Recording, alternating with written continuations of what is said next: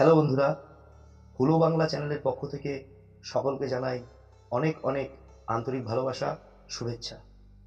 আজকে কনফেশনের তৃতীয় পর্বে আমি ঠিক করলাম কনফেশনগুলো যখন পড়ছি তখন চিন্তা করছিলাম যে এগুলো পড়তে পড়তে হাসিও যেমন পাচ্ছে, আবার এখান থেকে কিন্তু শিক্ষা নেওয়ারও বহুত কিছু আছে, অনেক কিছু আছে।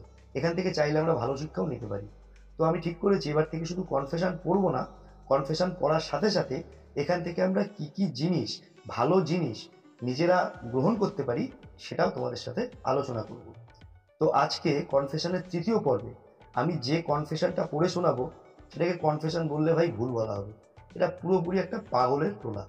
মানে আমরা জীবনে অনেক কিছু শুনেছি, তো বহু লোকের বহু রকম ফ্রাস্ট্রেশন আছে, বহু লোকের বহু রকমের পাগলামি আছে, কিন্তু আজকে যে কনফেশনটা পড়বো সেটা শুনে তোমারও মাথার উপর দিয়ে যেতে পারে, তুমিও ভাবতে পারো যে পৃথিবীতে কত রকম পাগল বাস করে। তো চলো সময় নষ্ট না করে শুরু করা যাক।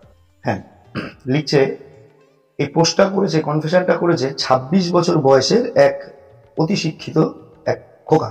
কি লিখেছে শুনুন। লিখেছে, একটু দূর থেকে পোস্টটা করছি।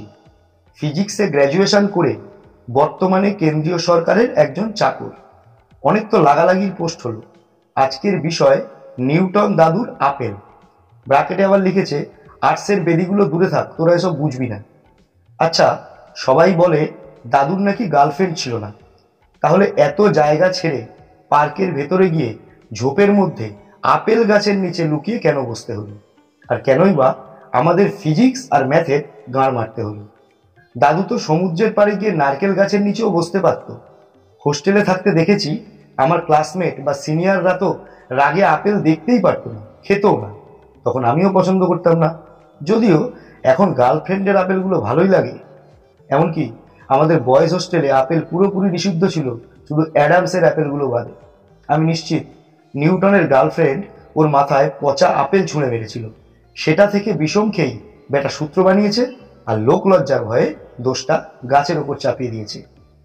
এত কিছু লিখলাম কারণ সব ইন্টারন্যাশনাল নিউজে দেখলাম নিউটনের সে আপেল গাছটা নাকি ঝড়ে কিছুটা ভেঙে গেছে। এই খবর শুনে আমি খুবই স্যাটিসফাইড। যেদিন গাছটা উপড়ে পড়বে আমি নিজে গিয়ে কালীঘাটের মায়ের মন্দিরে পুজো দিয়ে আসবো।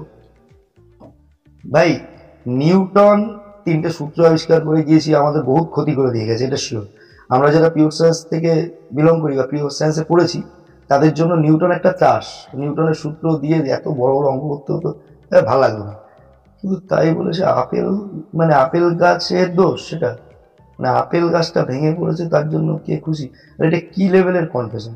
মানে এতদিন শুনেছি জীবনে শুধু বাঁশ বাঁশ আর বাঁশ, আর এখন দেখতে পাচ্ছি জীবনটা শুধু আপেল আর আপেল, আপেল আর আপেল।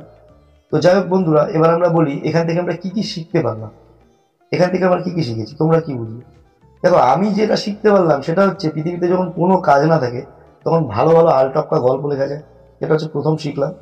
আর দ্বিতীয়ত শিখলাম যে নিউটনের প্রেমিকা ছিল। এটা কোনো আমাদের ফিজিক্স বইতে আমাদের লেখা ছিল না, যে নিউটনের প্রেমিকা ছিল এবং নিউটনের মাথায় পচা আপেল ছুঁড়ে মারা হয়েছিল। তাই নিউটন সেই প্রেমিকাদের উপর দোষ না দিয়ে ভয়কে গাছের ওপর দোষ দিয়েছে। এটাও আমরা শিখলাম। আর কি কি শিখলাম? আর শিখলাম যে কিছু কিছু বাঙালি পড়াশুনো করে সুস্থর বদলে পুরোপুরি পাগল হয়ে গেছে। এটাও আমরা শিখলাম। তো বন্ধুরা, তোমাদের যদি কনফেশনটা ভালো লাগে অবশ্যই লাইক করো, বন্ধু বান্ধবদের সাথে শেয়ার করো, আর আমার চ্যানেলটা যেহেতু নতুন অবশ্যই এটাকে সাবস্ক্রাইব করে আমার পাশে থেকো।